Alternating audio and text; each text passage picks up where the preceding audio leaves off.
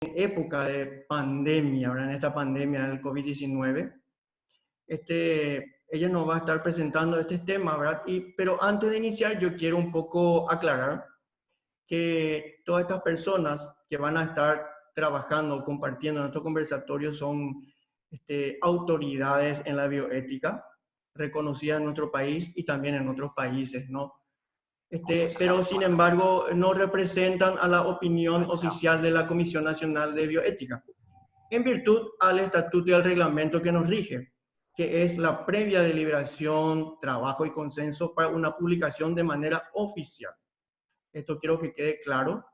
Entonces, sean o no sean miembros de la comisión, siempre estos espacios van a tener este principio, ¿no?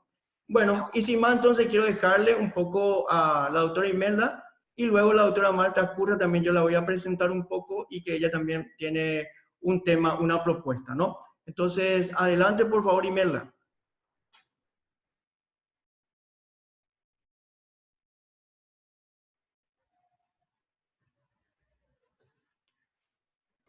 Doctora Imelda, tiene que conectar su audio. No la escuchamos.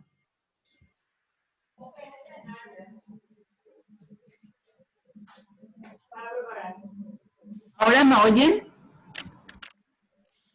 ¿Me escuchás? Le escuchamos, le escuchamos. Bueno, buenas noches, muchas gracias por permitirme estar hoy con ustedes con esta reflexión y esta conversación. Verá que Miriam, que no sé cómo... Margen inferior, le va a aparecer el icono verde compartir pantalla.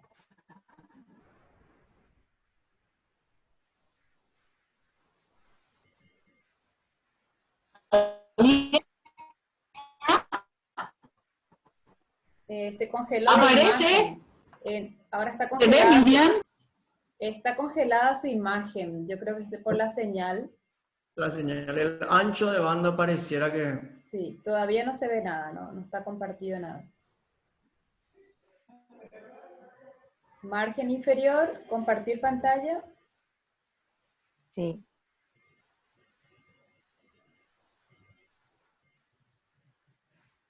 Bueno. Compartir pantalla. No encuentro el ítem ese, Miriam, de compartir pantalla acá. En el margen inferior, tiene que clicar, va a aparecer un icono verde. En el margen inferior de su pantalla. Acá está.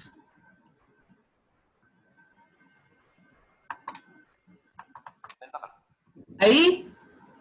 ¿Apareció?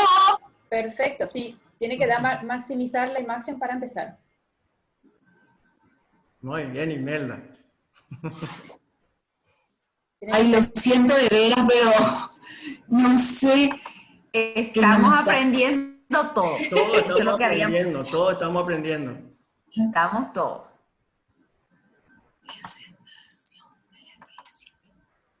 Bueno, ¿se ve ahí? Perfecto, profesora. Muy bien, el tema que nos ocupa es valores y virtudes en época de pandemia.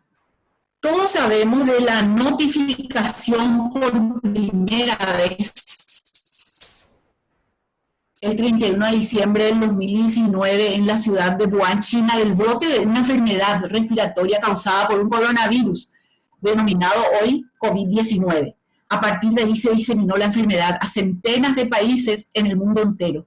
Y el 11 de marzo, la Organización Mundial de la Salud declara pandemia, emergencia sanitaria a nivel mundial. Es decir, todos estamos igualmente expuestos y todos somos igualmente frágiles y podemos padecer esta infección. No hay distinción de personas ni de clases para contraer la enfermedad, aunque sí hay diferencias en las consecuencias de la misma, según las condiciones de salud de los afectados. Hoy es el COVID-19, más adelante podría ser otra enfermedad. Y así tenemos casos de coronavirus en el mundo entero y casos de coronavirus en nuestro país. Los datos al día de hoy. Y a nuestro país también ingresa el COVID. Fíjense que el 7 de marzo sabemos del primer caso de infectado, el 10 de marzo se inicia la cuarentena y el 20 de marzo ya tenemos la primera víctima, un médico, el doctor Díez Pérez, a quien rendimos un homenaje recordándolo. Estos son los datos de hoy, precisamente, tienen ustedes a la vista, según lo dijo el Ministerio de Salud. Cabe señalar que la solución de esta pandemia no está precisamente en los hospitales, sino fuera de ellos, en la ciudadanía, en la prevención que hace ella. Y un deber mínimo es la solidaridad, un valor del que se hablará más adelante. Ante esta emergencia se han movilizado gobiernos enteros, sanitaristas, médicos, enfermeros, investigadores, economistas, políticos, artistas y por supuesto los llamados ciudadanos de a pie del mundo entero. Significa todos nos hemos movilizado. Y aparecen escritos y poemas y música y memes y recomendaciones, decretos, leyes, pronunciamientos de las instituciones sanitarias, de los estados, de los gobiernos, de los comités de ética, de los comités nacionales, y nos encontramos por un lado una movilización general y por otro lado una parada general. La cuarentena que se impone, que se suspende, que se alarga con mayores o menores restricciones y que está instalada. Casi todos han apelado a sus religiones para encontrar sentido y un poco de esperanza en estos tiempos penosos, ya que nos hablan de catástrofe, de desastre, de crisis, de hecatombe, de colapso mundial. Habrán visto un poema que ha circulado mucho que decía algo así: Dios, hoy te pido apenado que cuando pase esta pandemia, esta cuarentena, nos volvamos mejores, así como nos has soñado. ¿Y cómo nos podemos volver mejores? Y entramos en el tema de los valores. Hemos oído hablar de educación en valores y de la cultura de antivalores que tanto nos destruye. Y que es un valor, voy a repetir lo que todos ustedes ya saben, vale la pena recordarlo. Valor es la propiedad o cualidad que poseen ciertos objetos llamados bienes. Es una cualidad que tienen las cosas, las personas, una sociedad. Es algo abstracto, no es una cosa, sino que no es una cosa ni es una persona, sino que está en la cosa, está en la persona, está en la sociedad. Existen valores materiales y valores espirituales o morales. No valores materiales como por ejemplo un buen estetoscopio. Vaya que los médicos sabemos el valor de un buen estetoscopio. Que bien se oyen los tic-tac de un corazón normal o de un corazón enfermo. O una silla cómoda, confortable, como esta en la que yo estoy sentada para conversar con ustedes ahora. La comodidad, la confortabilidad son valores que están en la silla. O la potabilidad del agua, un gran valor, y cuánto lo apreciamos y lo necesitamos. No podemos vivir sin agua potable, nadie puede negarlo. O la agradabilidad del clima en estos días. Qué agradables mañanas y nochecitas. Una delicia. Siempre y cuando no tengamos hambre, porque recordemos ese refrán que dice, barriga llena, corazón contento, pero con panza vacía no puede haber delicia de ninguna laya. Es lástima saber que muchos de nuestros conciudadanos están teniendo hambre, porque los sustentos de hogar dejaron de trabajar en el día a día, y eso que les permitía el comer a la familia. Sin embargo, cabe hacer notar que hay gestos muy plausibles en nuestra sociedad, de los que después podemos hablar si el tiempo nos permite. Esto es dicho al margen, aunque también forma parte de nuestra reflexión. Los valores espirituales o morales, tan necesarios hoy día en tiempos de pandemia, están estos valores en las personas, están en la sociedad. Ahí tienen ustedes algunos valores algunos valores morales. Voy a citar algunos de estos valores. En primer lugar, la solidaridad y la justicia, especialmente con aquellos que requieren de nuestra ayuda, que en otras palabras podría llamarse proximidad. Cuánto se aplaudió a los médicos, cuánto se agradeció a las enfermeras y a tantas otras personas como los policías, el cobrador en el supermercado, los proveedores, los que están produciendo verduras y frutas. Tanto repetimos por todos los medios posibles que esta pandemia nos tiene que hacer cambiar en el sentido de ser mejor persona. En esta nuestra casa común, que es la Madre Tierra, que ya no daba más de tan destrozada que estaba a causa de los humanos. Ella también está entre los pobres que necesitan que la cuidemos. Necesitamos ser solidarios con nuestra Madre Tierra. Ustedes habrán visto videos, habrán visto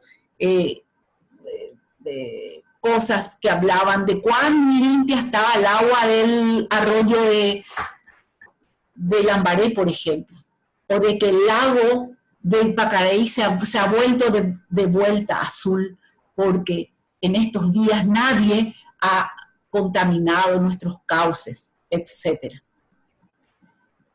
Los valores, como decíamos antes, enriquecen, acrecientan, promueven a las personas, sirven de fundamento a los principios morales con los cuales el individuo gobierna sus propias acciones. Los japoneses señalan que para tener calidad de ser persona existen 4 aspectos a tener en cuenta.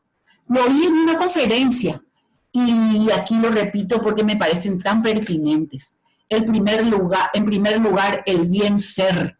Significa que hay que ser limpio, puntual, honesto, íntegro, trabajador, disciplinado, estudioso. Es decir, estos valores de limpieza, de puntualidad y todo lo que ya hemos señalado. Fíjense que la calidad de una persona, la calidad de las empresas, la calidad de las instituciones, la calidad de la persona, empieza siempre en la limpieza, en la salud. Hoy día nos dicen tenemos que lavarnos las manos, tenemos que desinfectar nuestra ropa, los zapatos, tenemos que estar limpios. En época de la epidemia del dengue nos decían tenemos que cuidar nuestras casas, tenemos que ser limpios. En lo social tenemos que cuidar nuestras calles que sean limpias. Nuestras instituciones educativas tienen que ser limpias. Pero no solamente esa limpieza material y física, sino también una limpieza espiritual. Dejar el egoísmo, el afán de lucro desmedido, que significa explotación del más pobre. Dejar el orgullo para dar paso a la humildad. Y luego se habla del otro aspecto, que es el bien hacer, que significa que todo lo que uno hace lo debe hacer bien, lo mejor que se pueda. Aquí ya entran a jugar las virtudes. ¿Qué es una virtud? Nos preguntamos.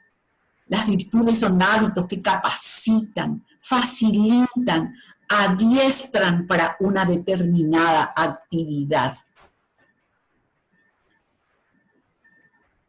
Y se convierten estas virtudes como una segunda naturaleza, y entonces se vuelven fáciles, las virtudes, los hábitos.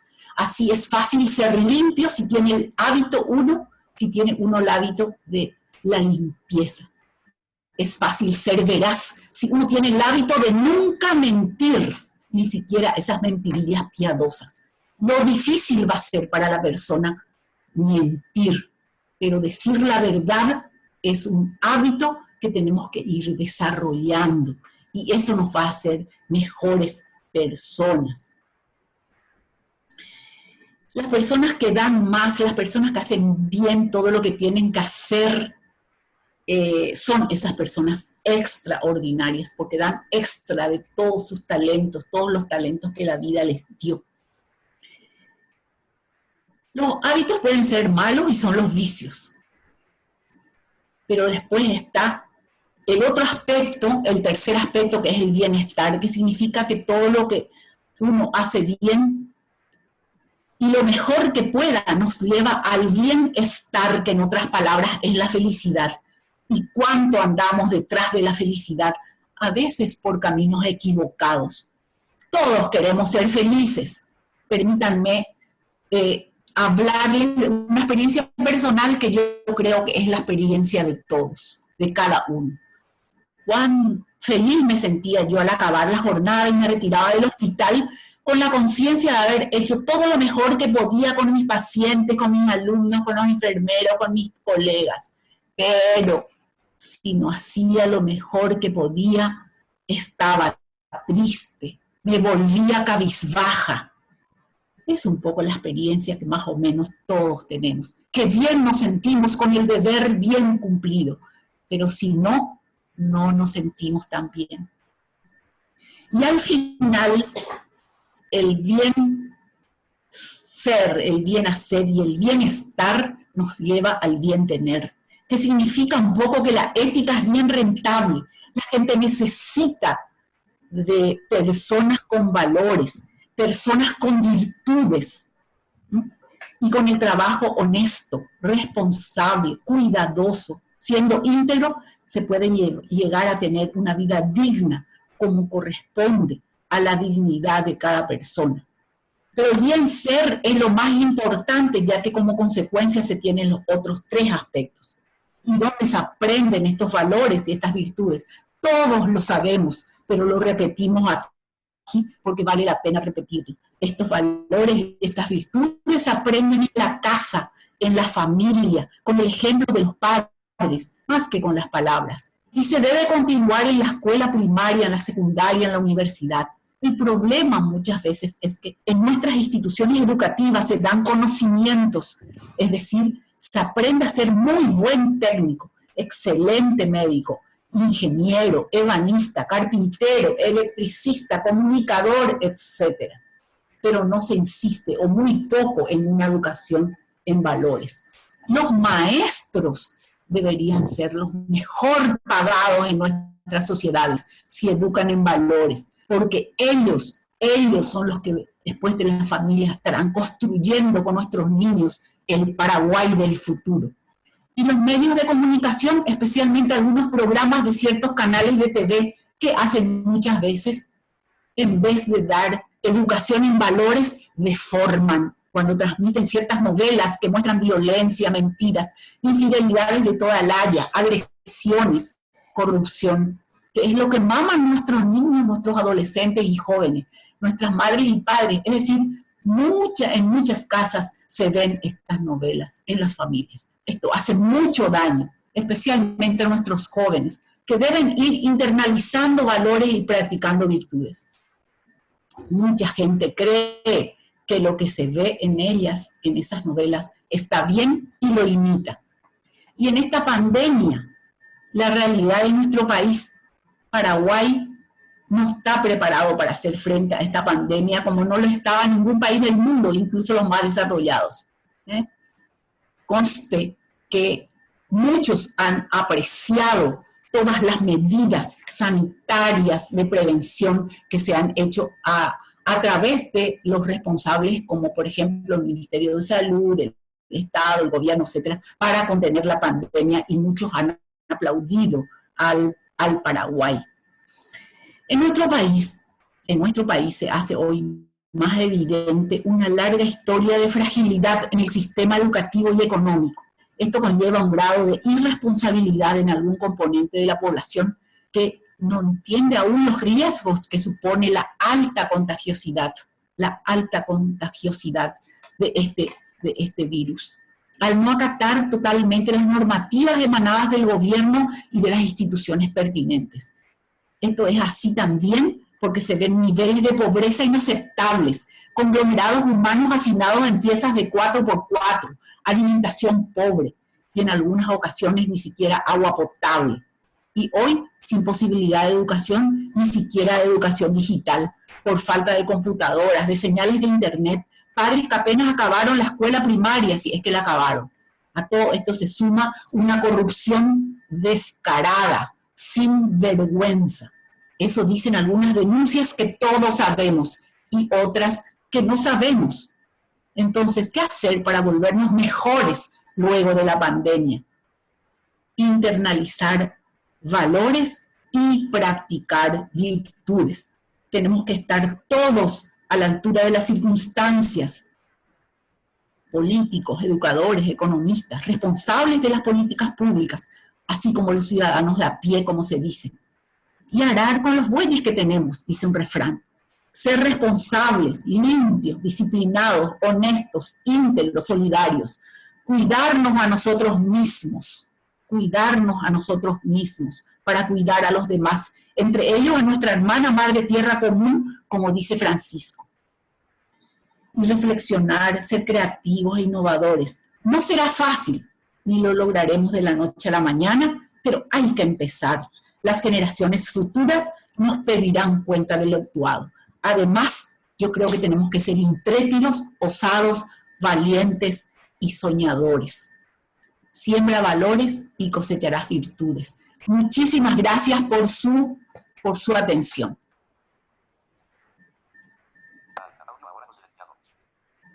Muy bien, muchas gracias. Yo no sé si prendí mi video.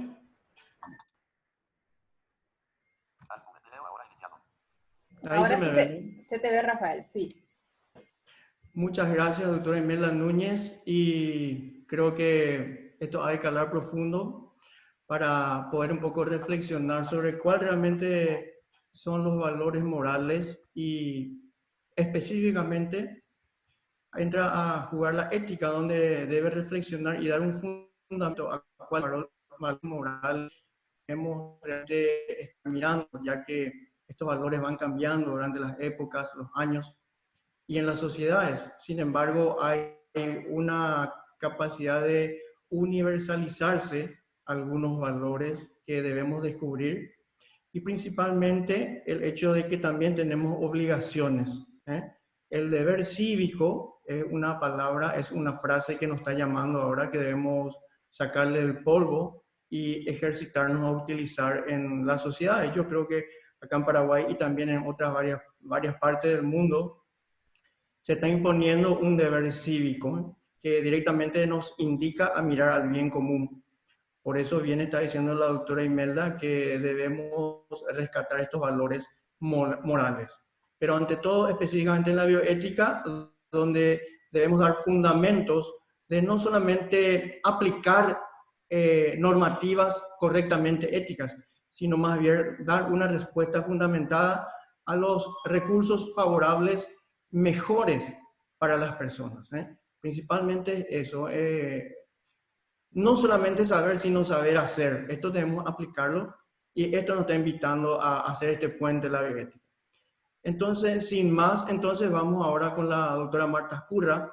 Ella nos va a hablar unos temas, ¿verdad?, que siempre están ahí presentes de alguna manera. Es la sombra de la bioética.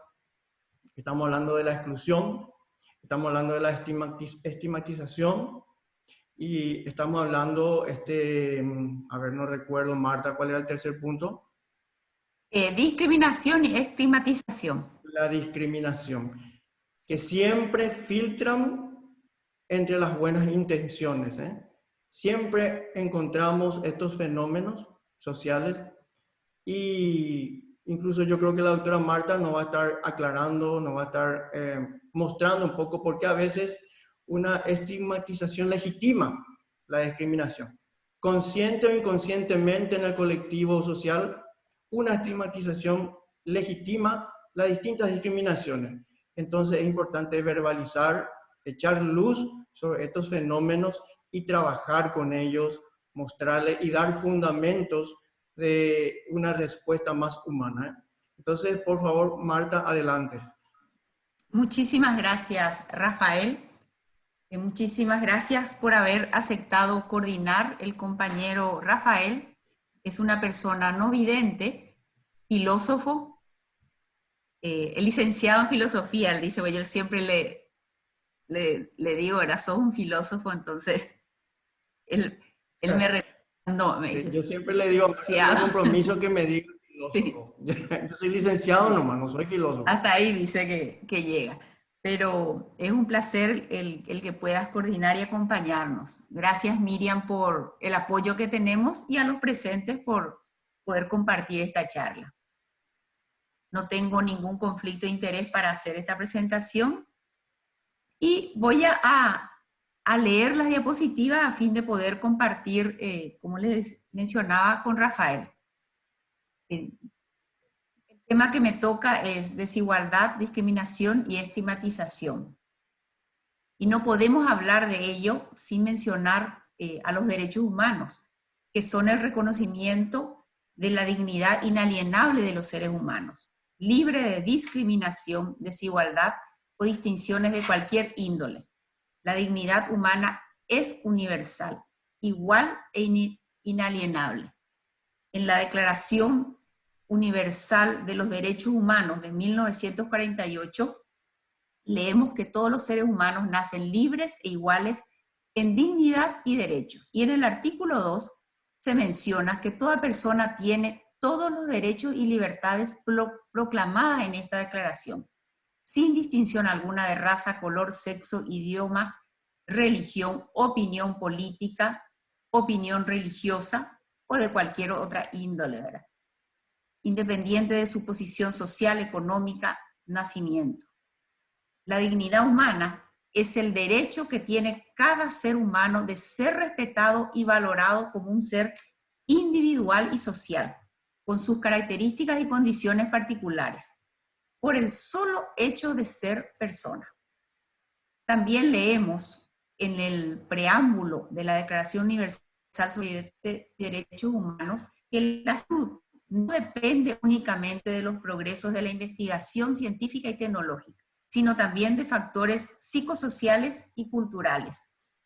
Y aquí me voy a detener un poquito, porque más que nunca este párrafo y eventualmente la declaración toda, para quienes le conocemos bastante, ¿verdad?, a este documento, adquiere una fuerza muy grande con lo que nos toca vivir con esta pandemia por el coronavirus. Sin medicamentos, sin vacuna, ¿qué es la forma en la cual nosotros podemos defendernos, podemos prevenir? Y con conductas sociales de prevención, como se mencionaba, el distanciamiento social, entre otras medidas. Yo voy a mencionar otros artículos de la declaración y que les invito, ¿verdad?, a que lean también en su totalidad. El artículo 10 nos habla de igualdad, justicia y equidad, que se habrá de respetar la igualdad fundamental de todos los seres humanos en dignidad y derechos, de tal modo que sean tratados con justicia y equidad, lo cual no es fácil de cumplir desde antes de la pandemia, porque como todos conocemos, bien lo mencionó la doctora Imelda, la salud que tenemos es una salud desfragmentada. Y el limitado acceso a la salud de nuestras poblaciones no es una cosa que está ocurriendo ahora. La falta de prevención no es una situación que nos enfrentó la pandemia, sino es una situación que ya la veníamos viviendo. Nuestra salud es, como yo siempre digo, es asistencialista. No se trabaja en el tema de prevención como bien debiera ser para poder enfrentar y para poder haber podido trabajar antes el tema. El artículo 11, y ya voy entrando un poquito más en nuestro tema, es la no discriminación y no estigmatización, que también está en nuestra declaración, ¿verdad?, de bioética y derechos humanos, y que nos dice que ningún individuo o grupo debería ser sometido por ningún motivo en violación de la dignidad humana, los derechos humanos y las libertades fundamentales a discriminación o estigmatización alguna. A su vez, y estoy mencionando ya los últimos puntos, esto acaba de salir de la Corte Interamericana de Derechos Humanos, nos habla del acceso a la información veraz y fiable, así como a Internet es esencial. Deben disponerse las medidas adecuadas para que el uso de tecnología de vigilancia para monitorear y rastrear la propagación del coronavirus COVID-19 sea limitado y proporcional a las necesidades sanitarias y no implique una injerencia desmedida y lesiva para la privacidad, la protección de datos personales y a la observancia del principio general de no discriminación.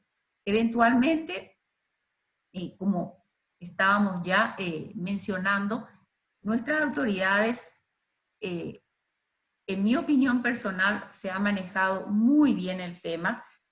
No se entregan los datos, hay mucho cuidado para que la información no salga a la luz. Sin embargo, estamos viendo algunos detalles que sí nos están alertando. En otro punto, ya en el último párrafo de esta declaración que acaba de salir de la Corte, nos indica que resulta pertinente poner en alerta a los órganos o dependencias competentes para combatir la xenofobia, el racismo y cualquier otra forma de discriminación, para que extremen el cuidado a efectos de que durante la pandemia nadie promueva brotes de esta naturaleza, ya sea con noticias falsas o incitaciones a la violencia. También, pero yo no voy a hacer ya referencia a puntos, porque en la Constitución Nacional de Paraguay también se menciona como puntos muy importantes el tema de no discriminación. Y tenemos algunos, pero como se dice, no quiero alargarme tanto, me gustaría muchísimo poder después compartir con ustedes las experiencias y algunas preguntas. Entonces paso al tema de desigualdad social, que es la condición por la cual las personas tienen un acceso desigual a los recursos, a los servicios y a las posiciones que valora la sociedad. Es lo que mencionaba, el acceso al agua, una condición fundamental de protección, el acceso al jabón, diría yo, porque si no tenemos dinero, como bien lo mencionaba la doctora, ¿cómo nosotros vamos a poder hacer lo mínimo que nos indica, lavarse las manos con agua y jabón? Sin embargo, sabemos de que ese acceso y de que nuestro país, Latinoamérica, es desigual en muchas. Y la desigualdad social es una característica histórica y estructural de todas nuestras sociedades latinoamericanas, ¿no? ¿Qué entendemos por discriminación? Es la acción de dar un trato diferente a las personas. Y estigmatizar es la acción de desacreditar a las personas portadoras de alguna condición que genera una respuesta negativa por algún prejuicio y hace que a esta persona se le considere inferior. Este tipo de acciones, históricamente, se ha visto, no es algo nuevo, a grupos de personas con discapacidad, a los grupos de menor poder adquisitivo, también a grupos por ciertas pertenencias a grupos étnicos, por género, por opción sexual, y últimamente lo que estamos nosotros viviendo es por tener la infección por el coronavirus, que es lo que está ocurriendo, si bien no en gran medida, pero está comenzando. Y sabemos también que, y es una opinión personal, como bien lo dijo Rafael al inicio, la pandemia repercute con mucho más fuerza en estos grupos que yo he mencionado, en los grupos de personas con discapacidad, en los grupos de personas más vulnerables por su poder económico. Está repercutiendo esta pandemia con una mayor fuerza. Y ciertos actos de discriminación contra personas, aun cuando estas, por haber tenido un resultado positivo de coronavirus, aun cuando esta haya tenido ¿cómo que se dice? Un comportamiento responsable, o sea, habría guardado el aislamiento, igual hay una discriminación. Hay personas que están viviendo y esto está siendo denunciado. Y esto tiene varias consecuencias. Yo me voy a mencionar algunas. El aislamiento que, bueno, tiene que darse, pero hay un temor, un temor al volver, un temor por los mismos miembros de la familia. Y esto también tiene sus consecuencias negativas, porque lo que genera es un efecto que la persona que está siendo discriminada y los otros que están viendo, por supuesto que no van a querer, ¿quién va a querer ser discriminado? Entonces uno dice, bueno, yo no voy a comentar, yo no voy a asistir a la consulta para que no me identifiquen y para yo no tener que pasar por esto. Y eso sería gravísimo, con consecuencias a corto, a mediano, a largo plazo, eventualmente, porque serían los grupos de personas que podrían seguir contaminando. Entonces, nosotros tenemos que cambiar nuestra actitud y, como bien lo dijo la doctora Imelda, nadie quiere enfermarse y todos estamos expuestos a ello. También podría darse un daño económico por la pérdida laboral. Y como yo les decía, pongo solamente estos ejemplos y me encantaría que otros pongan más.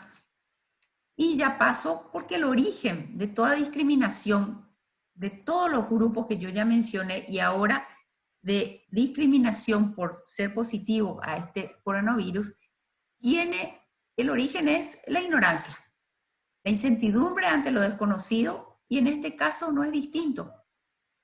Al que tenemos que sumarle un factor que para nosotros no es nada menor, que como es el lenguaje bélico que utilizamos para la difusión del tema. Yo en repetidas ocasiones, coste que yo trato de darme cuenta cuando hablo, pero cómo nos protegemos, pero dije algunas palabras que también se unen a este lenguaje que yo le llamo bélico, que está siendo utilizado en la difusión. Tenemos que luchar tenemos que defendernos, que por supuesto, si comparamos las desigualdades socioeconómicas de la población paraguaya y educativa, hace difícil, porque lo que tenemos que hacer es reflexionar sobre lo que está ocurriendo.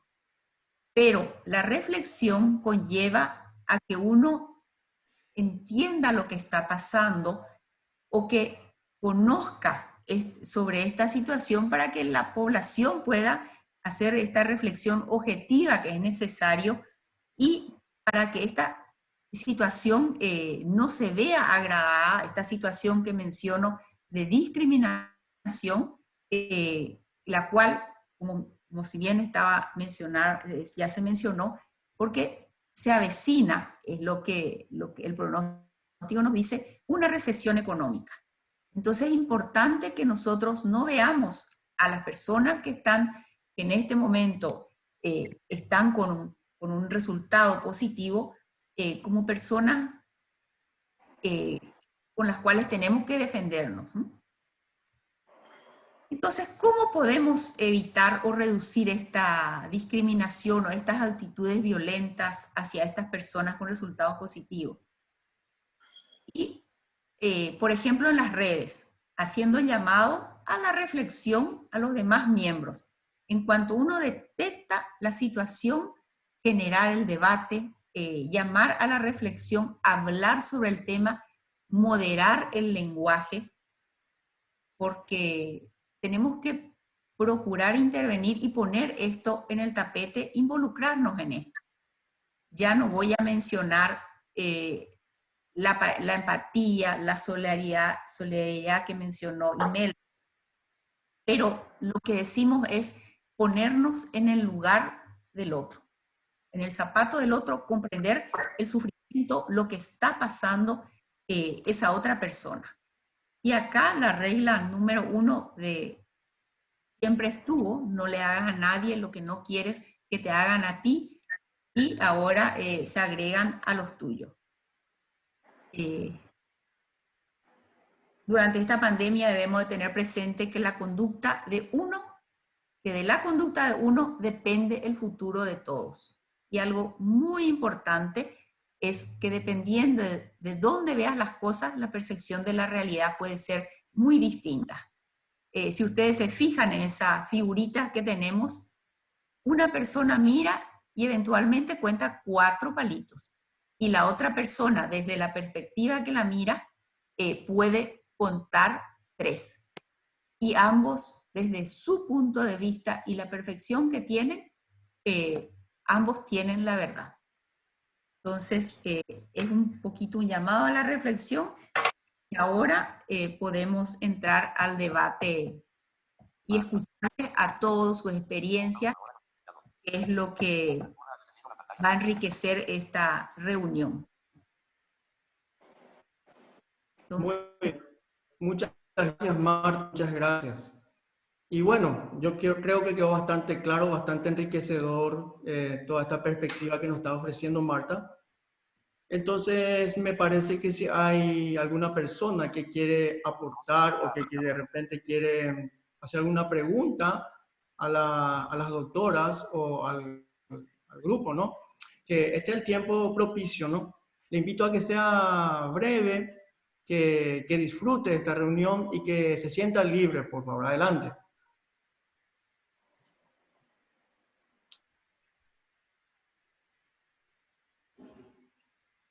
recuerden que tenemos un filósofo entre nosotros que podemos aprovechar.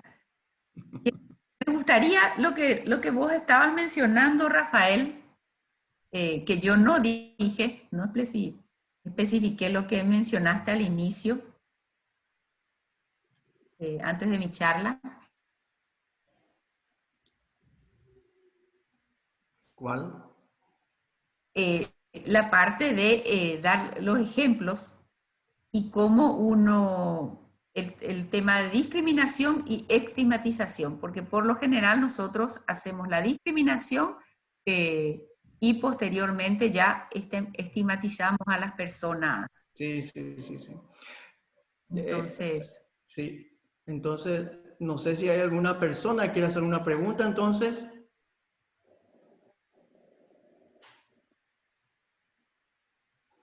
Bien, nosotros vivimos en un gran marco. Yo creo que a todos, de alguna manera, en él vivimos, nos movemos y existimos, como dirían por ahí. Se llama Latinoamérica. Latinoamérica tiene sus rasgos culturales, antropológicos, una diversidad tremenda, una riqueza, ¿verdad? En todos los aspectos, pero fue la cuna de grandes debates y justamente en cuanto a los valores, ¿verdad? En cuanto a la moral, a la ética, ¿verdad? Y una pequeña anécdota en cuanto a los valores para que vean lo cambiante que es, pero que somos hijos de cada época, cada uno es hijo de una época. Esta gente vivió en una época donde, imagínense, se debatía cuando se descubrió América en la corte española, si el indio era homo o era un simple homúnculo. O sea, esto significa que si podía gozar de todos los derechos que gozaba el común cristiano, persona, europeo, o era algo parecido a un hombre, pero no un homo, era un homúnculo, un diminutivo que no alcanza a poseer eso. Entonces sale Francisco de Vitoria y dice que sí, que tiene el derecho original como todos, y peleó por eso contra gente que decía que no, que eran solamente homúnculos. Imagínense, ahí nace el derecho internacional, ahí nace el derecho de gente, ahí nace un montón de ideas que fueron prosperando y fueron incluso cambiando la época y la forma de pensar en cuanto a valores. Es simpático porque sale Bartolomé de la casa después y dice, no señor, vamos a cuidar a nuestros indios, ¿cómo le vamos a tener como esclavos? Para eso están los negros, imagínense. Bueno, es una anécdota, es lo que se pensaba en la época, ¿no? Queriendo uno siempre hacer el bien, pero luego va avanzando los tiempos y van cambiando también muchas perspectivas. Yo creo que algo que supera a la pobreza es la exclusión social, porque la exclusión incumbe en Latinoamérica muchas cosas más allá de la pobreza. Una persona con discapacidad puede tener un buen ingreso financiero, sin embargo la sociedad la puede seguir discriminando y no poder disfrutar ni gozar de sus derechos en la sociedad, poniendo barreras. En este caso, si vamos a ir específicamente a lo que nos toca vivir en las pandemias, a veces se corre el riesgo y queremos alertar de que el servicio sanitario de repente en nombre de la urgencia, de la practicidad, no tenga en cuenta este trato ético hacia estos grupos vulnerables, y muchos ya se convierten en estigmatizados sin darse cuenta. Un grupo vulnerable, creo que todos ya conocemos en qué consiste, ¿no? Pero de ahí un pasito más ya se convierten en estigmatizados, donde la misma sociedad ya ve como normal prácticamente una especie de discriminación. Por tanto, ya con esa estigmatización se legitima esa discriminación. ¿Por qué? Porque cada uno tiene sus prejuicios que le lleva a creer que uno es más o vale más que los otros por unas características particulares, porque la discapacidad no es más que una condición como un lunar. Yo puedo ser gordo, flaco, una persona puede haber nacido ciega, otra persona puede estar mutilada, otra puede tener una discapacidad intelectual o psicosocial. Son condiciones, pero no nos determinan, ni mucho menos nos roban aquello que es el valor intrínseco absoluto que es el ser personas. Por eso yo invito a esta pregunta un poco yendo a la parte de la macrobioética, ¿sí? ¿A qué riesgos, por ejemplo, puede estar el Estado exponiéndose si no toma en cuenta estas estigmatizaciones a la hora de trabajar en las pandemias? Y por lo menos de tener una intención, una voluntad de apertura para por lo menos considerarles como personas. Y si no va a haber mucho, porque estamos conscientes de que estamos viviendo en carestías financieras, de recursos médicos, de recursos de medicamentos, de todo. Entonces, por lo menos dar el gran paso y hablar de, ¿por qué no?, ¿verdad?, de los cuidados paliativos a estas personas, por ejemplo. Estos cuidados paliativos que integra también las necesidades psicológicas, sociales y espirituales, aparte del cuidado total de una persona enferma cuya enfermedad ya no va a responder a ningún tratamiento médico. Entonces yo dejo otra vez abierto por ahí si alguien quiere agregar algo. Estaba esperando por ahí si alguien quiere agregar algo, por favor, adelante. El profesor Enrique de Mistral levantó la mano. Adelante, sí, por favor. Encantado de estar compartiendo con ustedes, muy interesantes los temas y los disertantes excelentes. Efectivamente, si uno no tiene acceso a los bienes básicos, tampoco tendrá acceso al desarrollo básico de su persona. Y estas personas estarán un poco ya condenadas, cerca de la cuna, ya estarán condenadas a una existencia de, digamos, de acceso inferior a los bienes básicos, al desarrollo. Y necesariamente a veces desde la cuna ya se determina un poquito el futuro de una persona. De la cuna me refiero al acceso, a la falta de acceso a los bienes básicos, una alimentación deficiente los 5 primeros años, a un desarrollo cerebral inferior, ¿verdad? Falta de acceso a la educación completa. Por ejemplo, al 3er grado suelen salir, dejar la escuela porque tienen que ayudar en qué sé yo, en las labores, y cosas por dijimos, alimentación, salud, inmunizaciones correctas, en fin, un montón de cosas que hacen que la persona no llegue a un desarrollo completo. Y eso tenemos mucho en nuestro país, ¿verdad? Tenemos un 10% de pobreza extrema. No sé ahora después de esta pandemia a cuánto ascenderá esa pobreza extrema, que se define como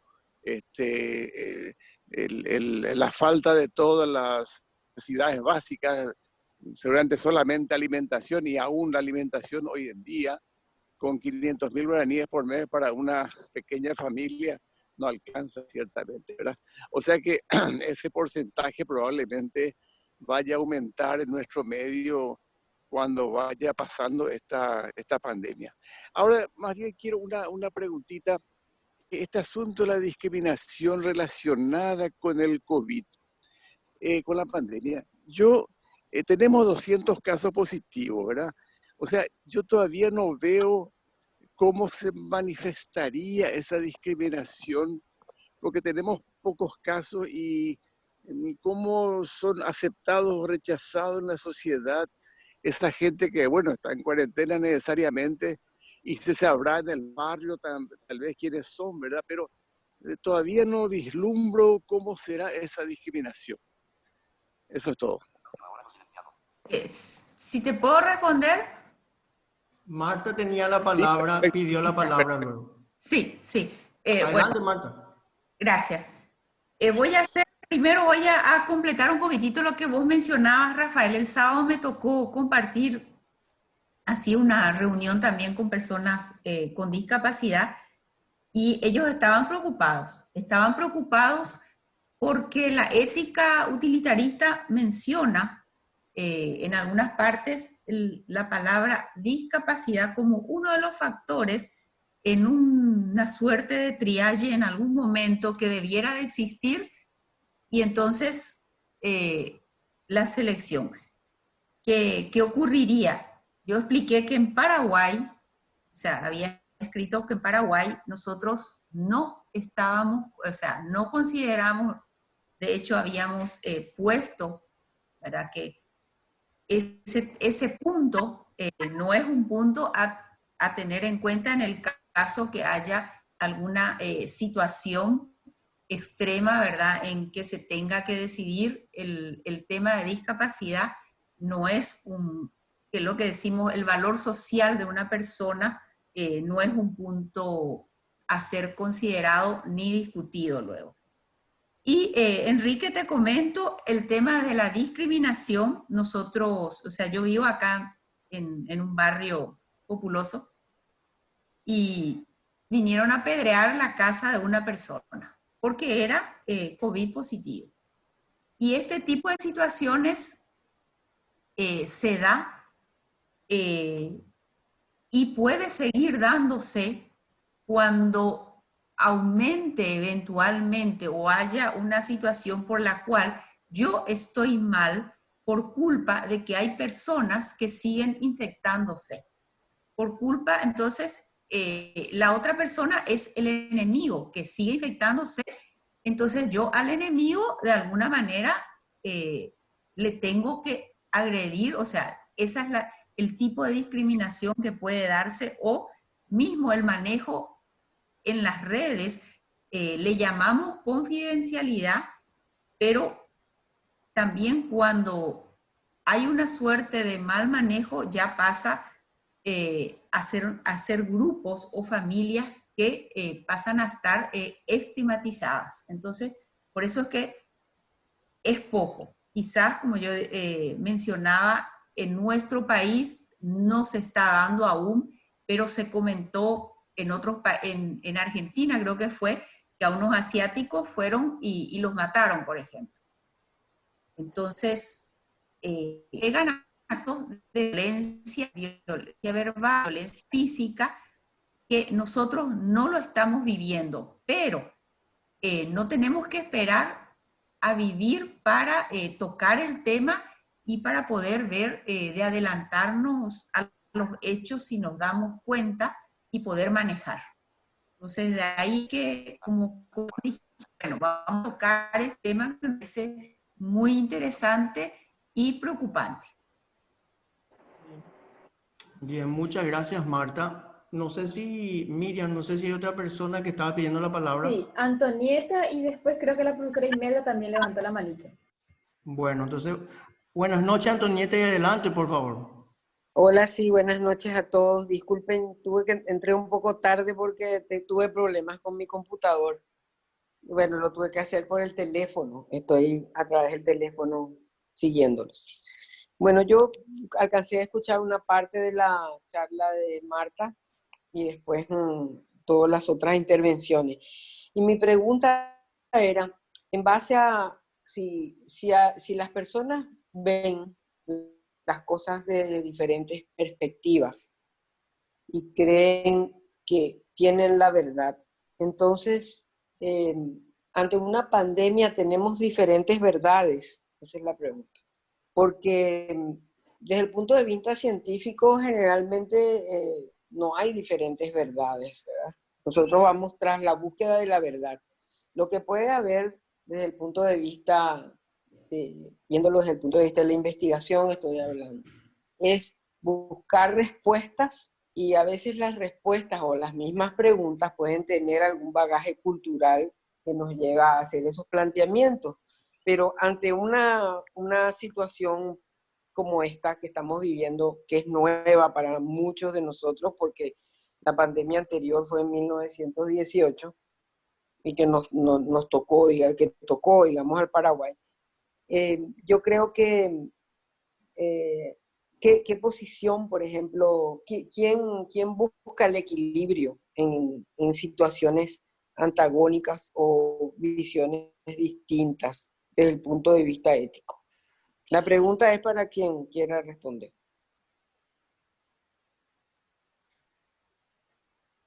Te puedo dar mi respuesta, Antonieta. Adelante, Marta. Sí.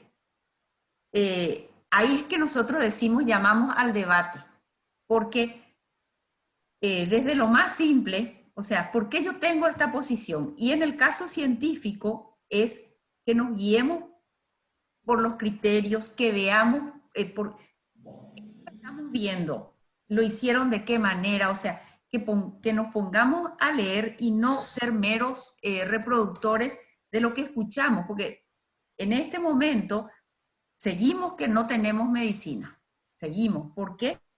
Porque vino la hidroxi con la acitromicina, luego ya vino la ivermectina, que necesita, todo necesita ser probado, que in vitro salió bien, no, esto es, hay una trombosis, vamos a probar heparina, pero todo lo que están mostrando, algunos tendrán y otros no tendrán una fuerza científica, como es que se dice, tenemos que ver estos ensayos, se hicieron bien, no se hicieron bien. Entonces es lo que nos invita a entrar en debate y presentar los argumentos. No, yo considero que esto se debe a tal y tal cosa por esto. Entonces, pero no sentar una posición, esta es la verdad y yo tengo la verdad porque yo la veo así desde mi punto de vista, sino que crucemos y nos pongamos en el lugar del otro, que veamos, que analicemos, que reflexionemos con el otro. Y para todo lo que es médico, es que nos llama, ¿verdad? Que ahí tenemos que trabajar con los criterios bien plantados, científicos. Eso es algo que tiene unos requisitos que se tienen que cumplir, y si eso se cumple bien, entonces es confiable. Entonces no dejarnos llevar por cualquier escrito que en este momento sabemos que al día están saliendo, o sea, uno al día lee a la mañana una cosa y a la noche cambió totalmente la posición, o sea, lo que sale en las redes, sí. Entonces, tratemos de sentar, ver a cabeza fría, empezar a analizar, y si tenemos que conversar con el otro y debatir qué es lo que se está haciendo a nivel de los investigadores, y tratar de hacer las cosas seriamente. Esa sería mi opinión. Gracias, Marta. Tengo entendido que Imelda ahora tiene la palabra, y también escuché que la señora Dora puede ser también, ¿verdad, Miriam? Sí, hay una pregunta de Mirta y después Dora quiere hacer un comentario y también una pregunta de Jeffrey. Y le damos la palabra a Imelda, ¿te parece? Sí, Bueno, gracias, Rafael. Solo una cosita quería decir ante todo esto que están diciendo de discriminación, desigualdad, injusticia, mentira, deshonestidad.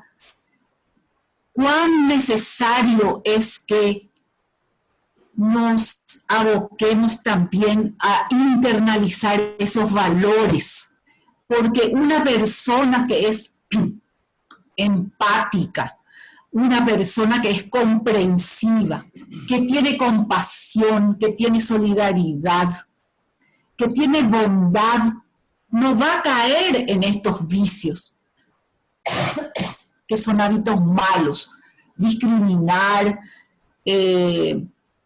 ser injusto, ser agresivo, ser bélico. Al contrario, si en nuestras familias, en nuestras escuelas, en nuestras universidades, los chicos van a crecer con estos valores y con estas virtudes y mañana van a ser los que van a buscar la justicia si llegan a ser presidentes de la República, ministros de salud, responsables de salud, de las políticas públicas, ministros de Hacienda, los de salud pública, van a buscar lo mejor para todos los ciudadanos. Eso nomás quería recalcar de cuán importante es la internalización de virtudes, de valores y la práctica de estas virtudes que fuimos señalando. Eso nomás quería decir ante lo que Marta y lo que todos estaban diciendo. Gracias, Imelda, muy amable. Miriam, por favor, ¿quién es la persona? ¿La pregunta? Sí, Mirta dice, la entrega deficiente de insumos de bioseguridad a profesionales de la salud, ¿cómo podría clasificarse? Anoche un responsable del hospital mencionó que un médico, ¿por qué tendría que revisar la garganta a un paciente si las N95, o sea, las máscaras son un lujo? Entonces, si Mirta quiere ampliar su pregunta. Sí, por favor. Yo creo que decía sin, o sea, sin tener porque no se está entregando los recaudos necesarios para poder, de bioseguridad, los elementos personales de protección, los EPP que le decimos no se tiene. Creo que esa es la pregunta. ¿Cómo se puede definir eso?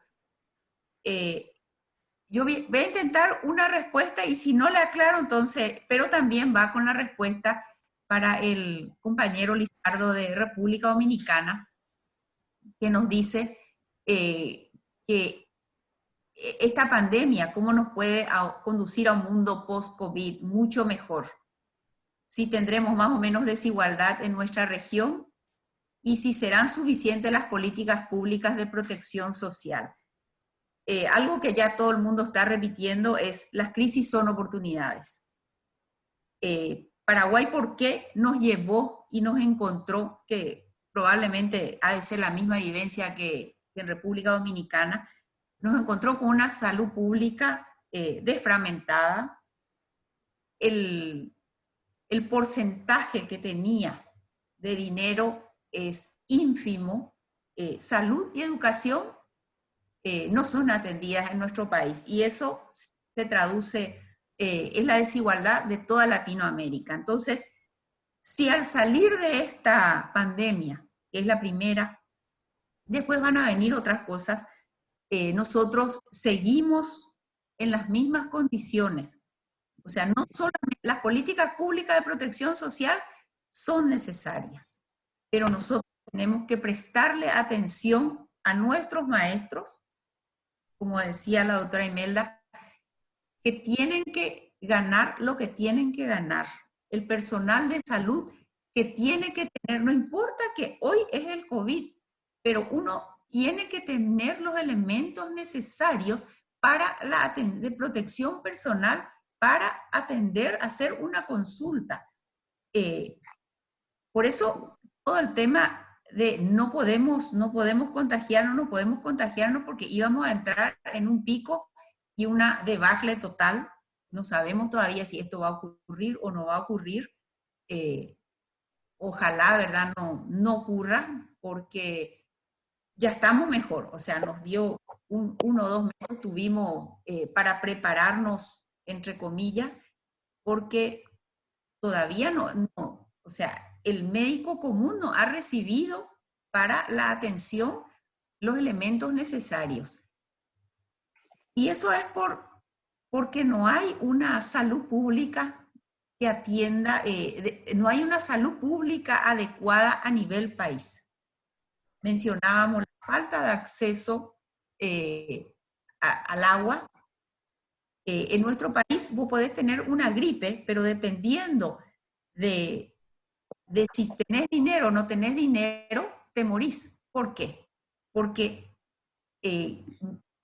patologías que son tan simples de atender, si no tenés a una unidad de atención cercana, y si esa unidad de atención cercana no tiene medicamentos básicos, no hablo del COVID luego, entonces eso tiene que cambiar.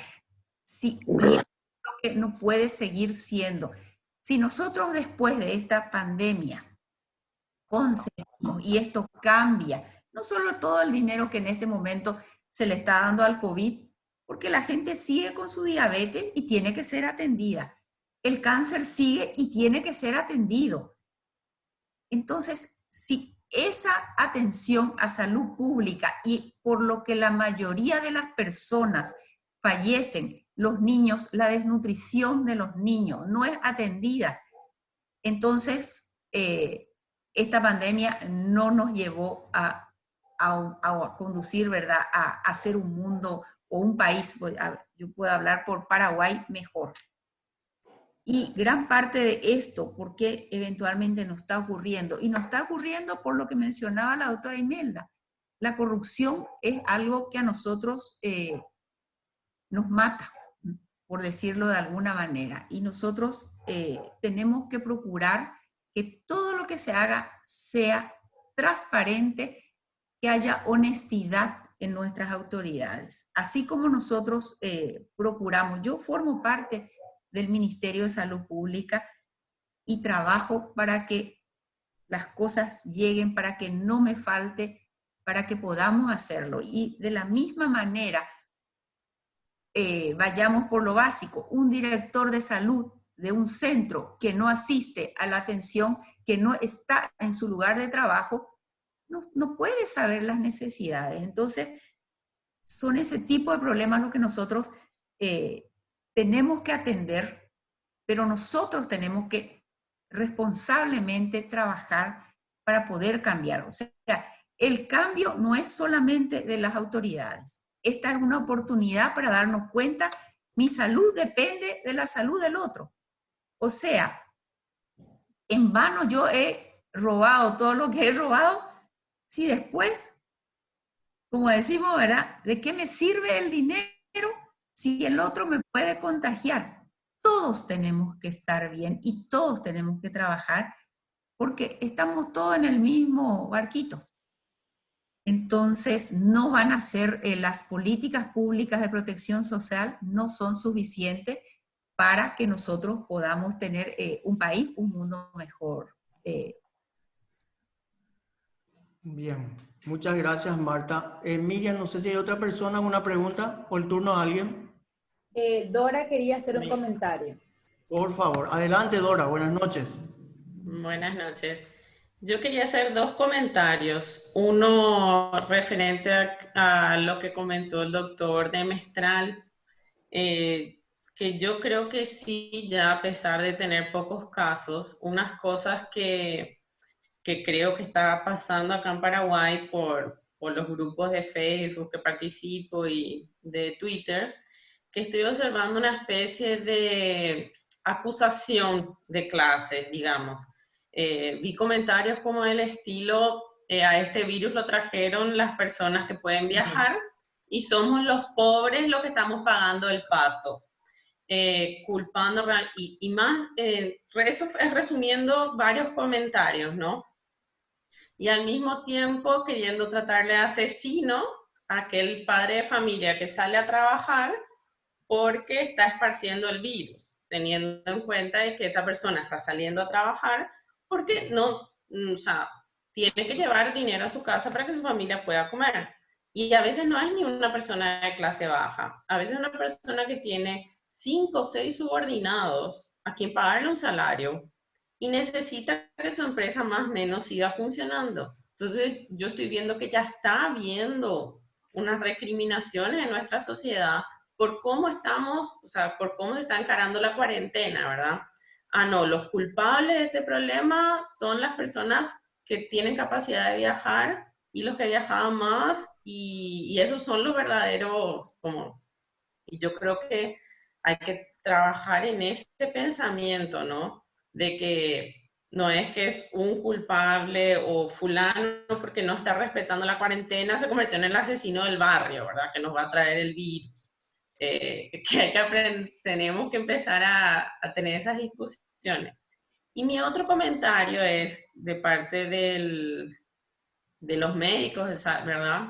A mí me toca de cerca, yo soy hija de una dermatóloga y de un pediatra. Y del lado de los dermatólogos, varios no están queriendo atender pacientes por miedo a contagiarse. Y hemos tenido pedidos de socorro a la clínica dermatológica de pacientes con urgencia. Una señora con la mano quemada, toda ampollada, infectada, que no conseguía el dermatólogo que le seguía hace años, le reciba. Imagínense. Otro señor con una úlcera, acabamos moviendo contacto, una lepra, que no se podía poner un zapato y no estaba consiguiendo un dermatólogo que le reciba. Y y me parece que eso también tenemos con profesionales de salud, tener cuidado. O sea, todas las especialidades hay urgencias. Y sí o sí tenemos algún riesgo. Pero bueno, pongámonos los equipos, tentemos hacer y atendámosle a esos pacientes que realmente van a necesitar. O sea, las otras cosas aparte del COVID están aconteciendo, están pasando, están sucediendo. Yo creo que ahí tenemos que reflexionar dentro de nuestras especialidades, ¿verdad? De que no podemos realmente cerrarnos completamente. Tenemos que dejar una puerta abierta para esos pacientes de urgencia, sea cual sean las especialidades, ¿no? Los dos comentarios que quería hacer. Muchas gracias, Dora, muy amable. A mí se me quedó picando en la cabeza la pregunta de la doctora Antonieta. Lo que estaba haciendo en realidad referencia es cómo distinguimos ese horizonte donde en realidad aparentemente se confrontan los valores científicos y los valores morales o los valores éticos, que es una buenísima propuesta para reflexionar y traerlo aquí.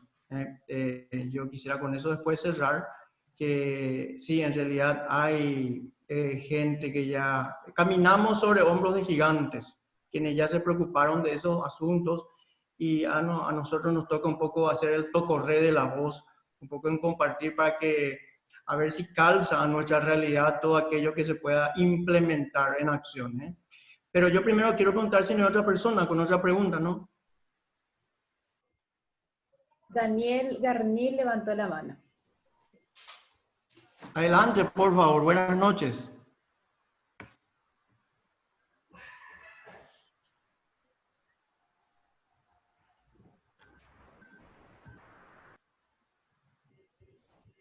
Daniel Garnil. Su micrófono tiene que activar, Daniel. Ay, perdón. Muy bien. Ahora sí, ahora sí. Comentaba de que me quedó dando vuelta un poco en mi cabeza los comentarios que hizo recién la doctora Flores, relacionado a la posibilidad que un profesional pueda decidir atender o no. Es claro y sabe decir.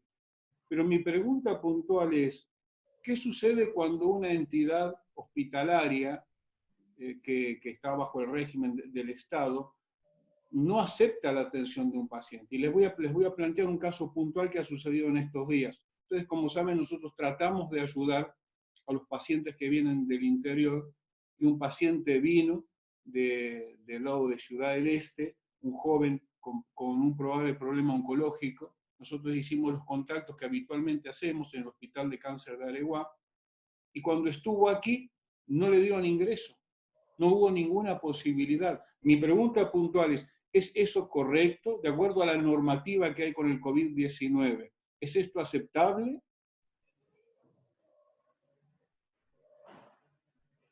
Bien. ¿Alguna persona quiere compartir, extender o responder esta reflexión? Yo quiero hacer un comentario. Yo estoy haciendo el doctorado en la Universidad de Campinas, en el estado de San Pablo, y en Brasil se le dio potestad a cada estado de decidir qué servicios de salud cancelarían, ¿sí? Y ahí donde yo estoy, por ejemplo, de hecho, se cancelaron todos los consultorios, se canceló el consultorio de genética. Entonces, incluso triaje, paciente con un error del metabolismo, una situación grave hoy en día, en el hospital no va a tener quien la atienda, ¿sí? Las cirugías también, electivas, incluso las de cáncer, las oncológicas, están paradas, porque se determinó que ese hospital universitario iba a ser el hospital de atención a COVID. Y se están haciendo esas denuncias. Vi que esas denuncias están siendo del punto de, el hacer eso, cancelar esa consulta, le va a costar la vida a otras personas que tienen otras enfermedades no relacionadas a COVID, ¿no? Al coronavirus. Pero se está lastimosamente dejando, mi impresión es, a cada hospital decidir qué servicios va a mantener o no. Porque yo aquí en Paraguay vi otro paciente que hasta me dejó preocupado, un niño con Down, con una cardiopatía grave, que estaba en lista de espera para cirugía. Su cirugía se postergó, pero se la acabó realizando en el Acostañú. Entonces, mi impresión está siendo que cada hospital grande está tomando las decisiones de qué continuar atendiendo y qué no.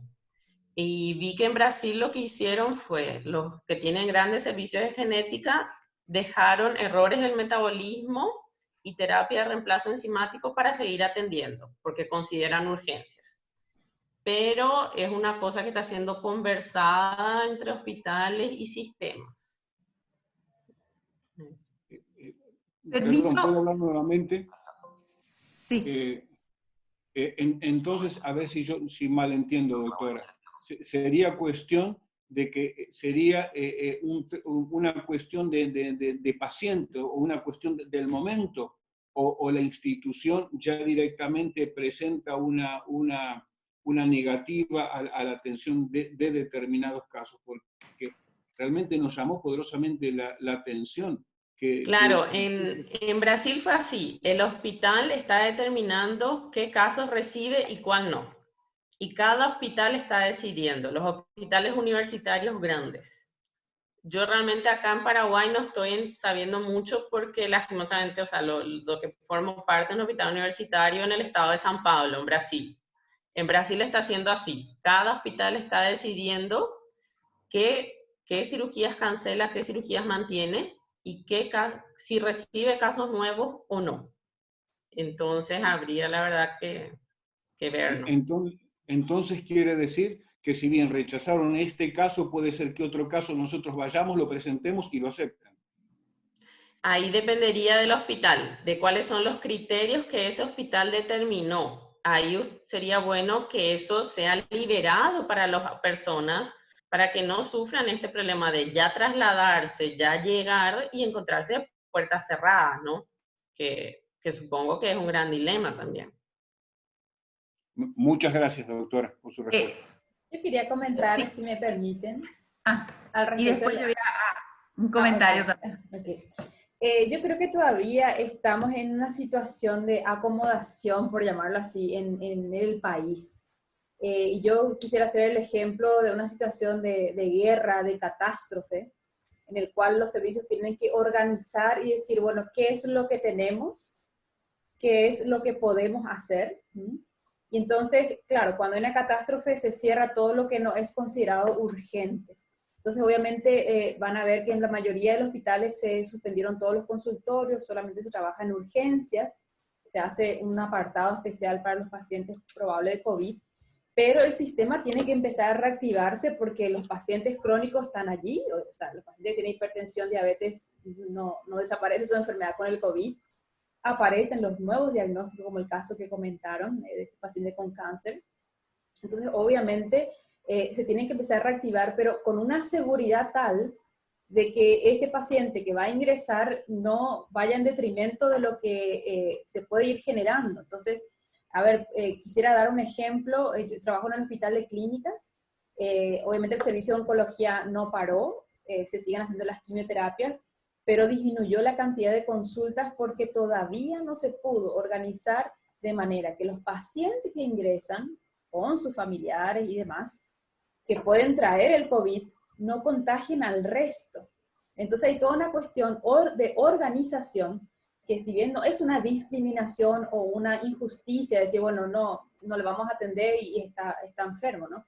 Entonces, claro, ahí está todo lo que se nos viene encima que no podemos todavía, digamos, organizar de los protocolos. Ejemplo, cáncer. ¿Cuáles son los cánceres que pueden esperar un poquito?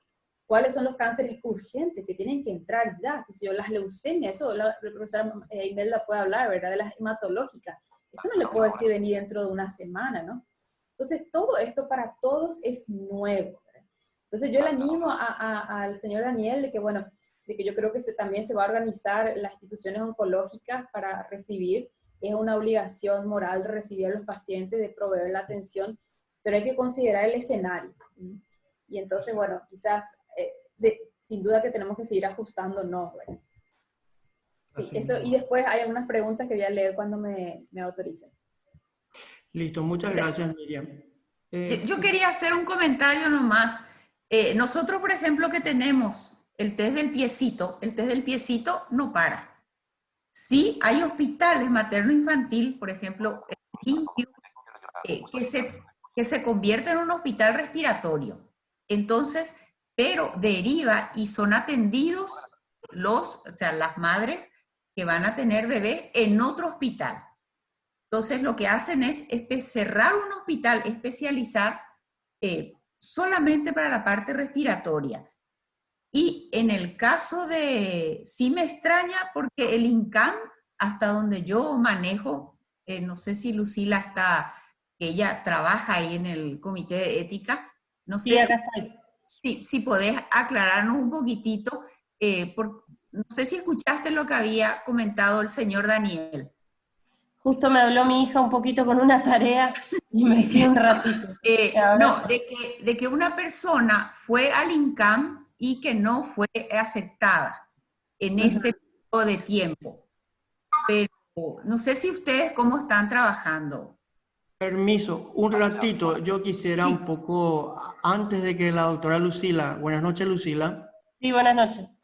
Antes de que le dé una respuesta, por favor, quiero recordarles, ¿verdad?, que en lo posible evitemos dar pormenores de pacientes o de situaciones que puedan reconocerse, porque esto es muy público, se conoce, ¿no? Y también un poco ver que las comisiones de bioética justamente a veces quieren anticiparse a estas situaciones con orientaciones éticas que puedan derivar en acciones médicas, ¿verdad? De repente un poco pretender un poco resolver una cuestión y extender un poco eso, digamos que no siempre las personas preocupadas o interesadas van a estar satisfechas porque el paciente es el amigo que está enfermo y eso es indudable, nadie merece quedarse sin un socorro mínimo. Sin embargo, yo confío, Lucila, en que vos hables un poco de que cuáles son las pautas o las medidas que tienen las comisiones éticas para tomar decisiones, si se les participa, para en este tiempo que ustedes puedan, que ingresen o no pacientes, por ejemplo. Gracias.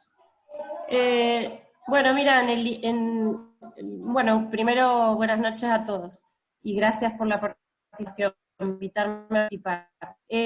Con respecto al Instituto Nacional del Cáncer, yo formo parte del Departamento de Docencia e Investigación, en el cual funciona el Comité de Ética y el Comité de Ética en Investigación y el Comité de Tumores. Esto, bueno, es muy dinámico, ha ido cambiando mucho en estos días. Las primeras 2 semanas de cuarentena se utilizaron mucho para organizar la circulación en la guardia de los pacientes, dividir respiratorios de no respiratorios. Se suspendieron algunas cirugías programadas, pero ya se está retomando, digamos, el funcionamiento más habitual del hospital, siempre respetando en la guardia lo que les comentaba, y haciendo entrenamientos de medidas de bioseguridad. La dirección ha tomado una un papel muy activo y dinámico en todos estos cambios, y desde el punto de vista de las atenciones médicas, lo que se está intentando no realizar son las visitas médicas de controles de pacientes que no están en tratamiento o que hacen un tratamiento hormonal, por ejemplo en cáncer de mama, vía oral, y que pueden hacer una consulta vía mail. Se han ofrecido a partir de la semana pasada mails de todos los departamentos, hicimos mail, la dirección hizo mail de todos los departamentos que están disponibles en la página del ministerio, es decir que los pacientes, lo que no sea urgente para concurrir a la institución, pueden consultar vía mail. Lo mismo, los pacientes que están haciendo quimioterapia de primera vez, se están respetando sus esquemas, se ha suspendido lo que se puede suspender, algunos tratamientos paliativos que uno sabe que por ahí es más el riesgo de inmunosupresión que el beneficio terapéutico que uno le puede brindar. Entonces, bueno, esos tipos de tratamientos cada médico va seleccionando. Lo que nos está costando un poquito más de debate es el tema de las cirugías. Las cirugías sabemos que es un momento de mucho más riesgo para muchos más profesionales de la salud. En un equipo quirúrgico puede haber entre 8 y 10 personas en el quirófano. No soy cirujana yo, pero es lo que estuvimos conversando con los jefes de departamento. Entonces, seleccionar muy bien los pacientes que necesitan la cirugía y que no se puede, por ejemplo, optar por un tratamiento neoadyuvante de quimioterapia y atrasar 2 meses la cirugía, por ejemplo, en los casos que se puede. Por lo cual, el comité de tumores hoy está teniendo muchísimo protagonismo, porque los pacientes se están tratando de discutir caso a caso. Y bueno, como les digo, sí, hay menos movimiento en la institución, pero se está atendiendo en forma lo más urgente y posible todos los casos que así lo requieran.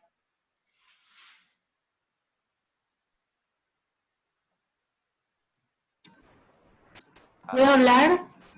¿Permiso? Adelante, por favor, Imelda, adelante. No, estaba recordando que formo parte también del comité de bioética asistencial del Hospital Central de IPS. Entre todos los miembros hemos estado reflexionando y hemos ha emitido el comité algunos puntos que se recomendaban, inspirándonos en una serie de recomendaciones éticas que se dieron en muchos comités de bioética asistenciales. Y una de esas cosas era la necesidad de la planificación de todos los gestores de salud, e incluso una especie de coordinación general a través de una institución rectora de los hospitales, quienes podían atender los casos nuevos de oncología, de hematología, que son urgencias, por ejemplo. Si un hospital determinado no atiende, cuáles eran los hospitales, y dar esa información toda la nación, dados científicos muy sólidos, ¿verdad?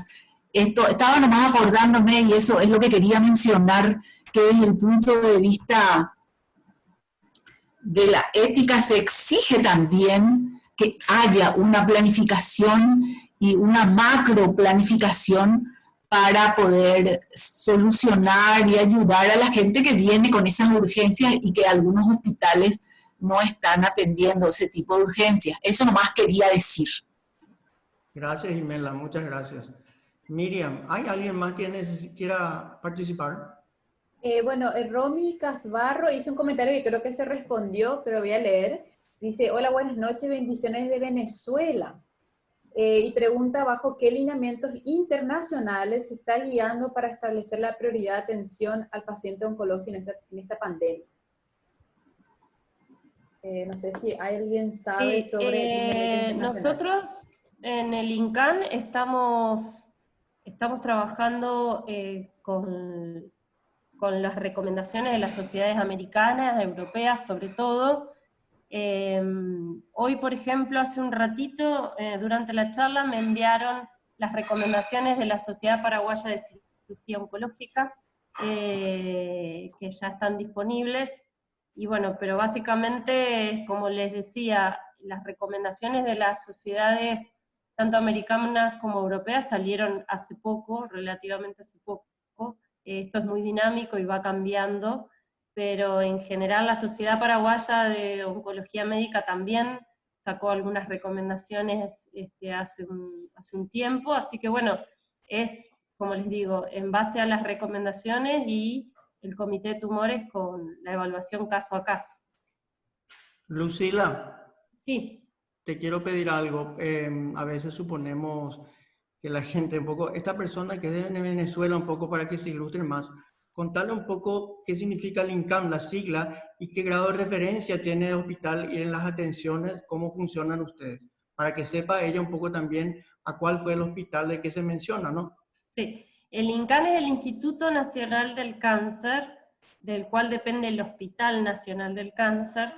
El hospital es un centro especializado oncológico nacional, donde todos los pacientes oncológicos se derivan, aunque hay otras instituciones muy reconocidas también que tratan pacientes oncológicos, como el Hospital de Clínicas, como el Hospital Nacional de Itagüá, o sea, hay otros servicios importantes, pero hoy por hoy, por la ley que se sancionó el año pasado, el Instituto Nacional del Cáncer es el órgano rector de la oncología, el tratamiento del cáncer y la prevención de Paraguay, donde también funciona el PRONAC, que es el Programa de Lucha Nacional contra el Cáncer.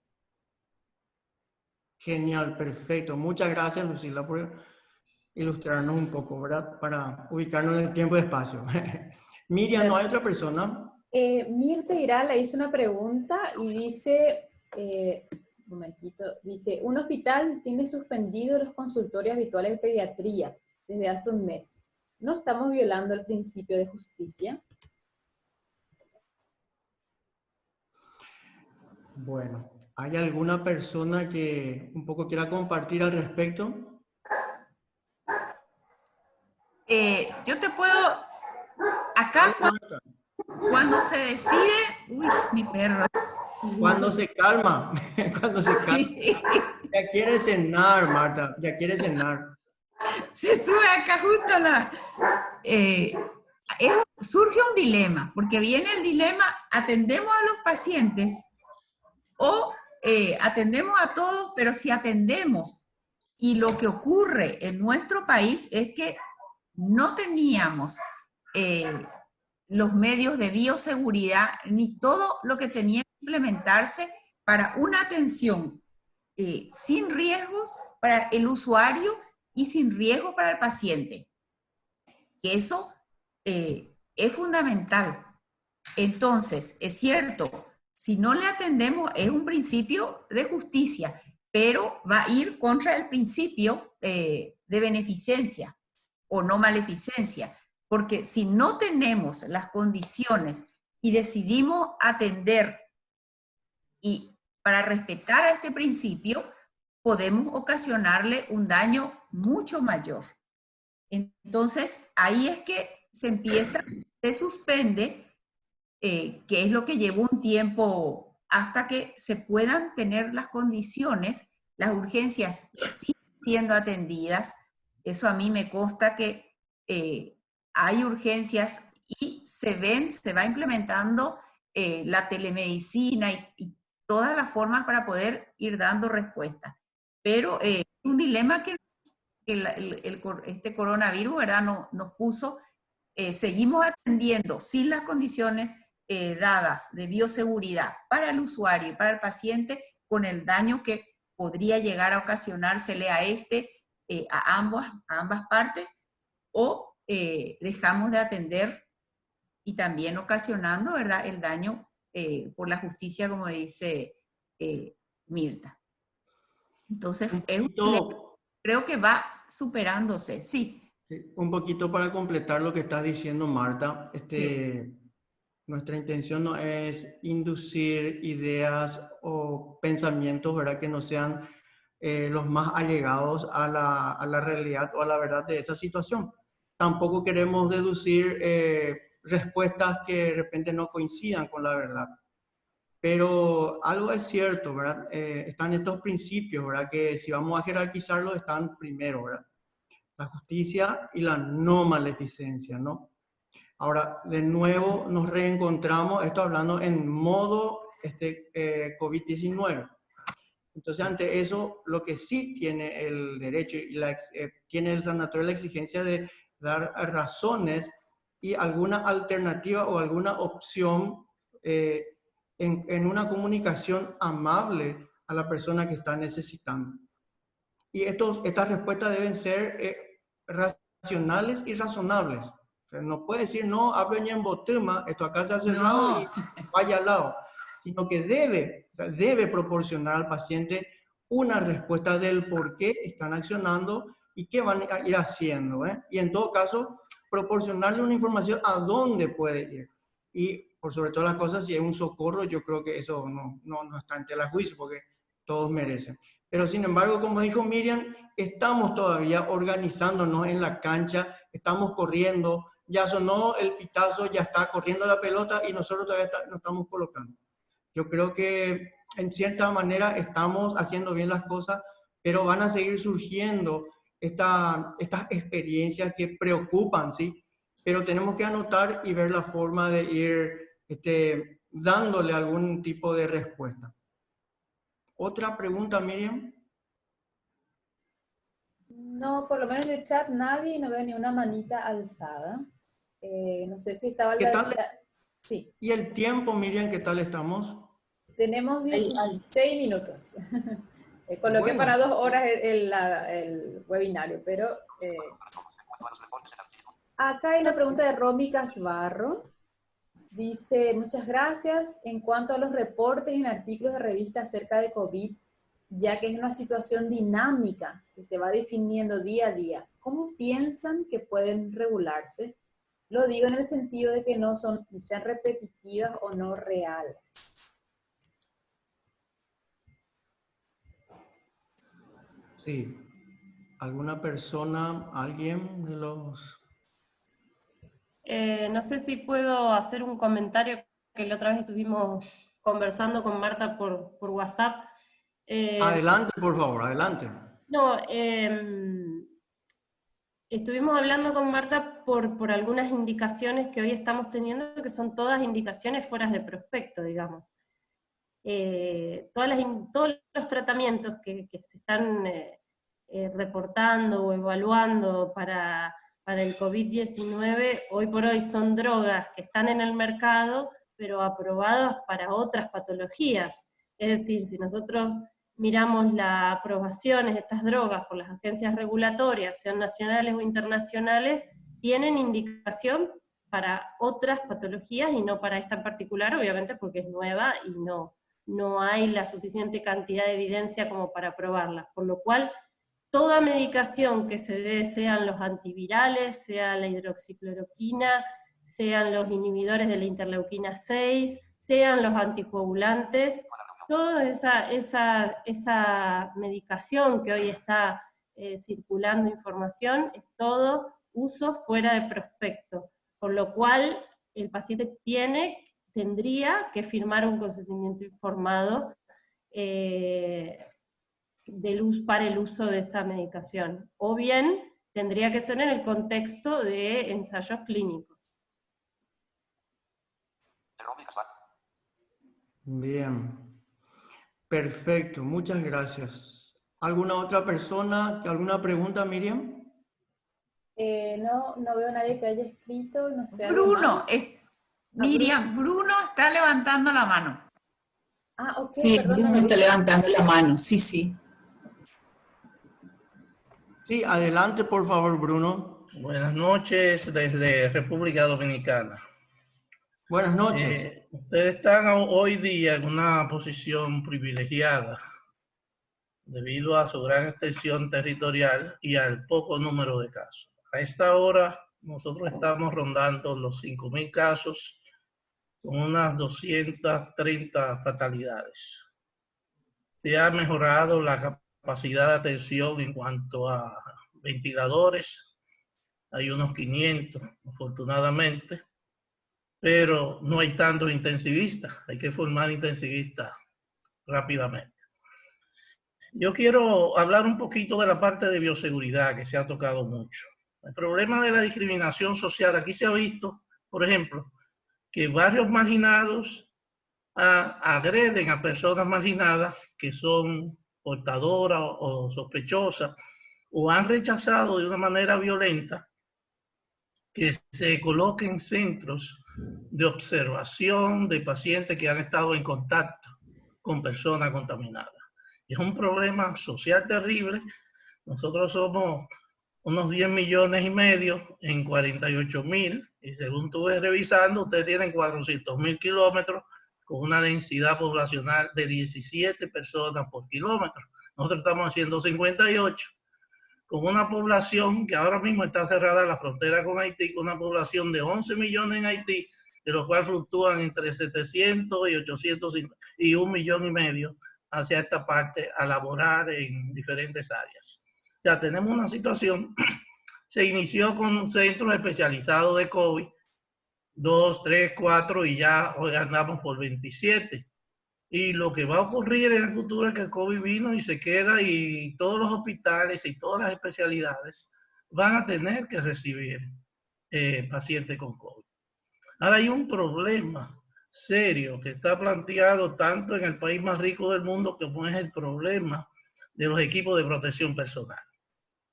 En buena ley, cada vez que un médico vea que no sea en cuidado intensivo, aún en cuidado intensivo, que sabe que son pacientes graves, no tiene que cambiarse la ropa de seguridad. A veces duran 10 horas.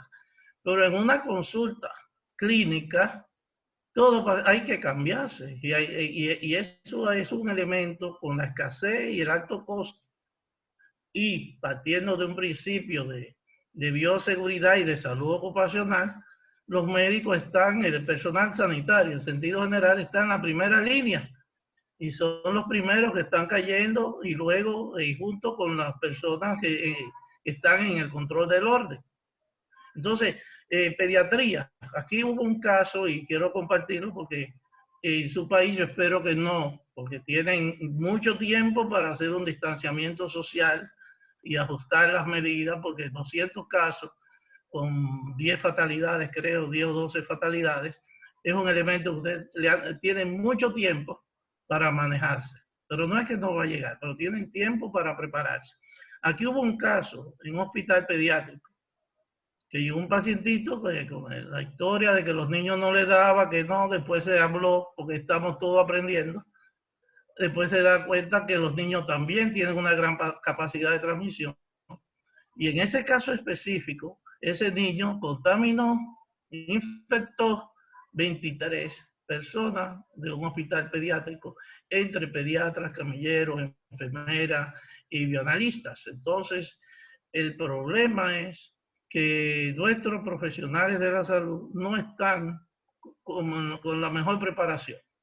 Hay algunos principios del Código de Trabajo que se plantea para algún tipo de riesgo en algunas industrias, de que cuando el trabajo es difícil, no se puede hacer de manera segura, se exigen las condiciones o no se hace.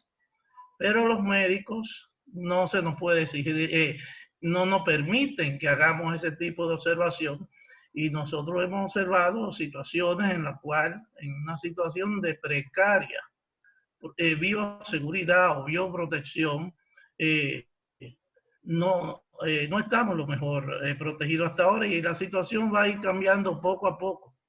Y lo ideal es mantener el distanciamiento, el lavado de manos. Usted todavía está muy a tiempo para la medida de contención, lavado de manos y distanciamiento, que es lo que debe primar todos estos tratamientos. Hasta ahora todos los días cambia una idea. Aquí se está usando ahora la ivermectina, que es un antiparasitario y que ha dado ciertos resultados, pero todo eso debe ser sometido a una Comisión Nacional de Bioética que evalúe de protocolos o ensayos. Entonces, como estamos en una guerra y hay ejércitos mejores preparados que otros, la gente utiliza lo que tiene a mano, sin tener evidencias. Entonces, quería señalar esa parte del gran problema de la bioseguridad y las consultas con otros servicios y otras patologías. Por ejemplo, aquí hemos visto que pacientes que están en tratamiento de medicamentos de alto costo, anti-TNF o biológicos,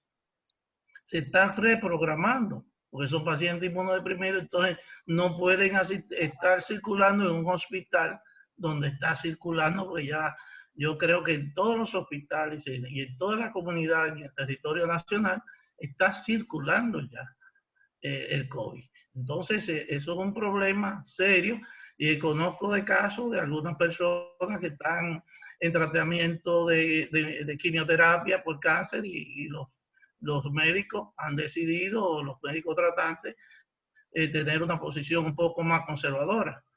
Ahora, esto tiene una parte interesante y es que la muerte violenta por accidente de tránsito en nuestro país, mal contadas, son entre 30 y 40 semanales. En 3 meses serían unas 450 personas, 400 personas, y el COVID nos ha quitado 230. La gente creo que te está cuidando un poco más, los fumadores están fumando menos, los diabéticos se están preocupando, o nos estamos preocupando más por controlar nuestra glicemia y controlar nuestro tratamiento, igual que todas las personas que tienen enfermedades crónicas. Eso es una parte, digamos, no positiva, y es lo que debería hacer siempre, y eso tal vez sean los cambios, que sea en la persona, en los ciudadanos, en cuanto al cuidado de su salud y evitar los perjuicios morales que tienen en contra de la salud, por ejemplo, como fumar juca. Pero con relación a los estados, yo no sé si los estados van a cambiar, si habrá otra sociedad desde el punto de vista societal del Estado que cambie, porque no vemos señales en ningún país, vemos los demócratas y los republicanos, los gobernadores peleando con el presidente, o sea, no hay una armonía porque son intereses políticos los que al final del día van a determinar la evolución de esa sociedad. Discúlpenme que me extendí un poquito, pero quise aprovechar para alentarlos a que las políticas de distanciamiento social, la de lavado de manos, higiene personal y la de la contención sean nosotros en nuestros inicios. Somos un país pequeño, pero recibimos 7 millones de turistas al año, más 1 millón que circula del lado de la frontera. Nosotros no pudimos hacer contención por una razón estratégica de que el turismo es una de nuestras principales fuentes de ingresos. Lo hicimos un poquito tarde y estamos digamos que controlados en cuanto a los casos, pero todavía no hemos llegado al pico. Hoy tuvimos 200, tenemos unos 10 días como entre 200 y 300 nuevos casos y unas 5 o 6 fatalidades diarias. Es un problema que vamos a ver cómo evoluciona en el día a día, porque la contención social, como señalaban ustedes al inicio, hay una gran cantidad de la población que si no sale a la calle no come, y que el Estado todavía no ha tenido las facilidades de llevarle comida. Y hay alguna frase paradigmática que uno utiliza desde los años 60, 70, una que tiene característica de que la necesidad tiene cara de hereje, y otra que es una social de mucho más peso, que dice que los pobres y los ricos mueren y enferman de acuerdo a sus condiciones materiales de existencia, y esas variables van a predominar aún en la sociedad trans-COVID y post-COVID. Gracias por su atención y me disculpan la extensión.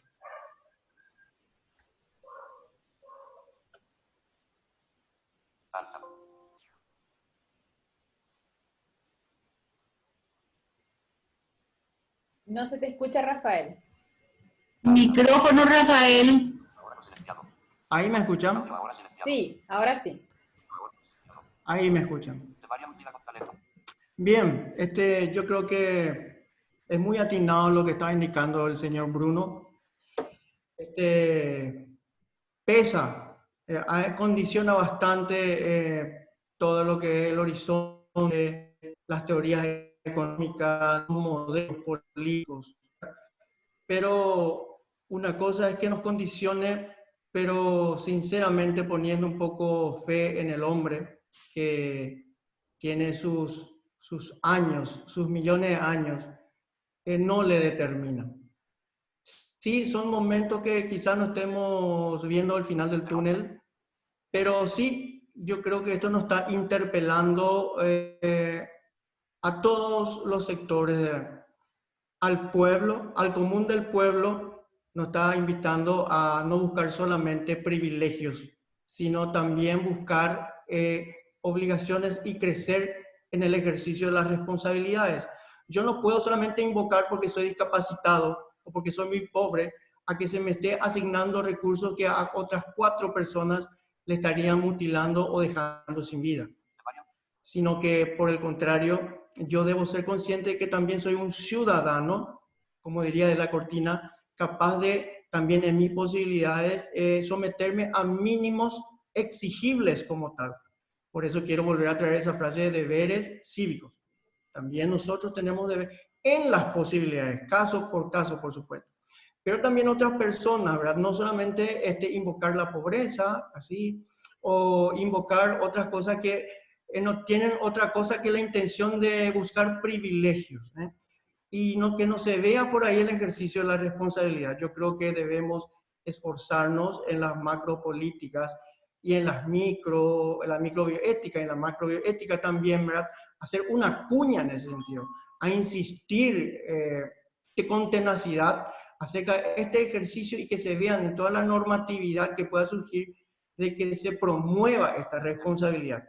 Y también por el parte, por ejemplo, del cuerpo sanitario, ¿verdad?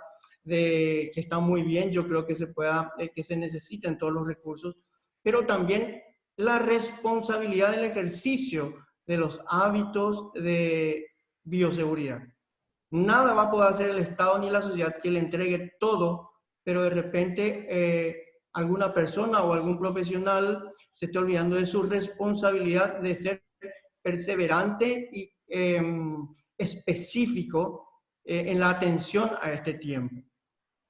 Y todos, educadores, bioeticistas, queremos ser el puente, porque como se dan cuenta, acá es la gran bienvenida que tenemos que dar las ciencias sociales.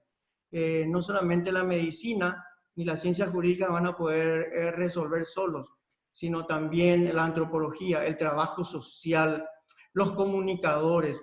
Necesitamos aunar esfuerzos para que podamos de repente hacer coincidir. Aquí quiero un poquito responder a lo que estaba preguntando Antonieta, que la verdad es quién es lo que vamos a imponer entonces aquí, si todos tienen su verdad. Y la ciencia tiene una manera de entender la verdad, ¿no? Entonces yo quiero decirle, quiero también un poco responder a esto, ¿verdad? Que no existen verdades absolutas. Ya desde Platón, él buscó sí una verdad inmutable, necesaria, inamovible.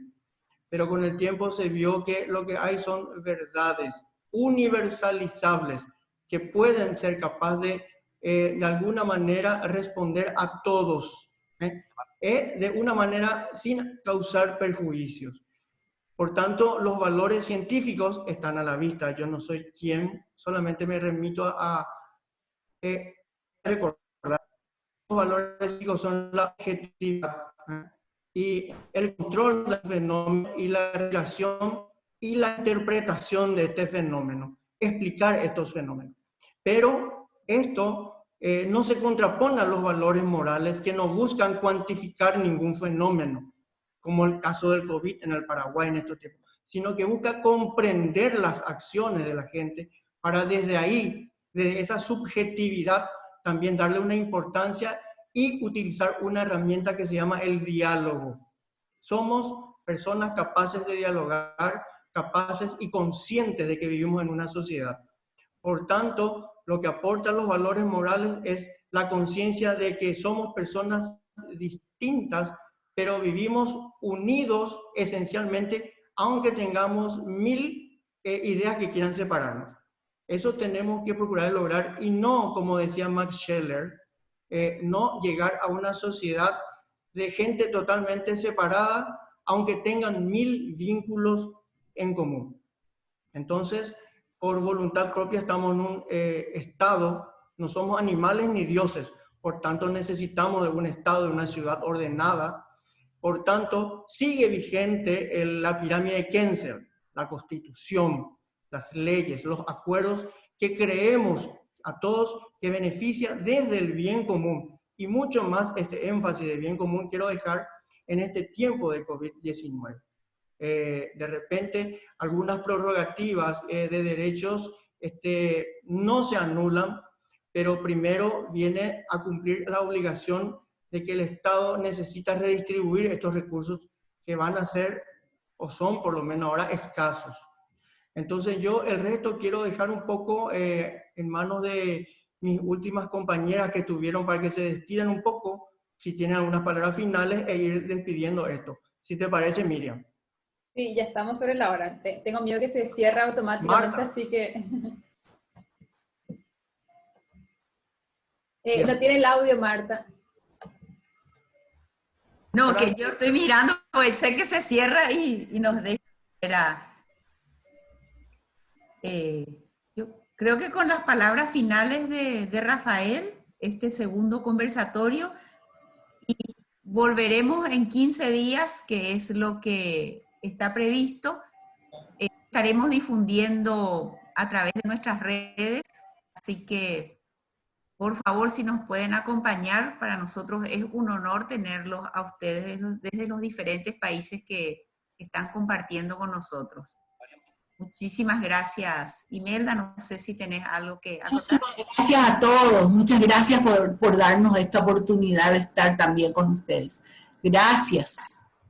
Hasta pronto. Gracias, Hasta pronto. muchas gracias a todos. Gracias. Gracias, Miriam, muy amable. Chao, chao. Hasta luego, gracias. Chao, chao.